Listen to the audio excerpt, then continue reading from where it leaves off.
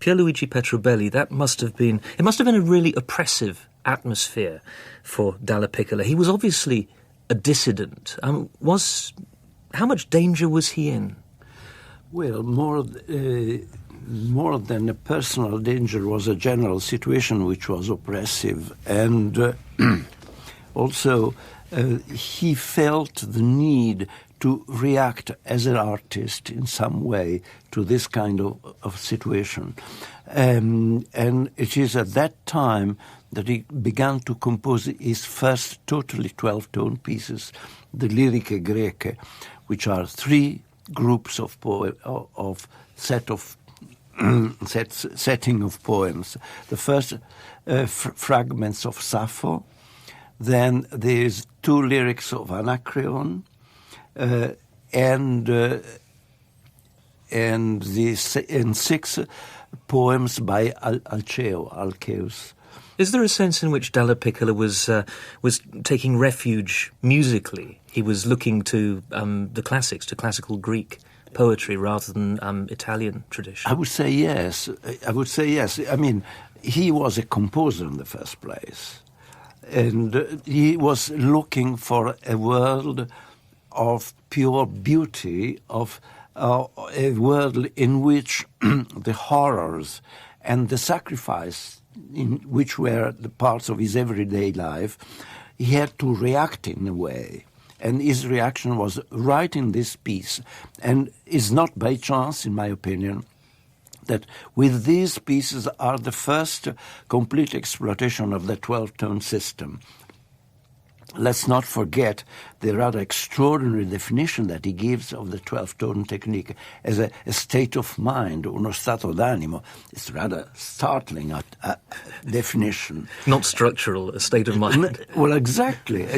I mean, I think we must keep in mind all this, because when we are going to hear these Cinque Frammenti di Sappho, which are so very much 12-tone pieces in their organization.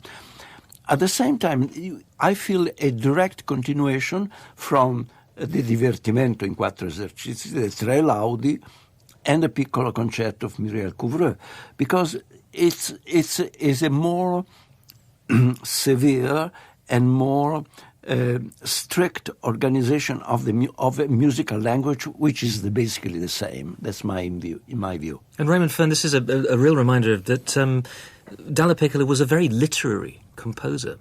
Always was. How did he actually sort of work with texts? How did he decide how to treat them? Well, as Pierluigi has already mentioned, that he got the advice on particular texts from his wife Laura. But what it strikes me as very remarkable is that during the 1920s, the texts which he tended to set were texts in dialect, not in standard Italian, and not a text by Biagio Marin, who had been a friend of his back in Istria, and only gradually although his literary horizons were very wide during the 1920s and 1930s, the texts which he set tended to be of either that kind or of a medieval, folkish kind, and not modern literature. That's actually very typical of the period. If you look at the music by Malipiero or Casella, they all set these ancient Italian texts. Yeah. It's a very common feature. And Benno, in the 5 Sappho fragments we're going to hear, we hear Dallapiccola using 12-tone techniques with more rigour, as Pierluigi was saying. But when you look closer, are you more struck by the similarity to the Viennese serialists or the differences? Well, it's actually a very individual way of operating with the series, and some of the pieces are actually, he uses a series in a piece, but he uses a lot of other 12-note combinations to fill out the harmony. So it's not a strict style at all, as it's usually understood. Well, we're going to hear the 5 Sappho fragments performed by Elisabeth Söderström and an ensemble conducted by Dallapiccola himself. The first one is Evening Star, you bring back together everything that the bright dawn scattered. In the second one, the words are, put on your whitest gown and stand before me. I rejoice because your beauty is a reproach to Aphrodite. In the third, gentle Adonis is dead, we must beat our breasts and tear our garments. Then the moon is full when the Cretans dance around the altar on the newly grown grass. And the final one, last night, in a dream, I spoke for a long time with Aphrodite.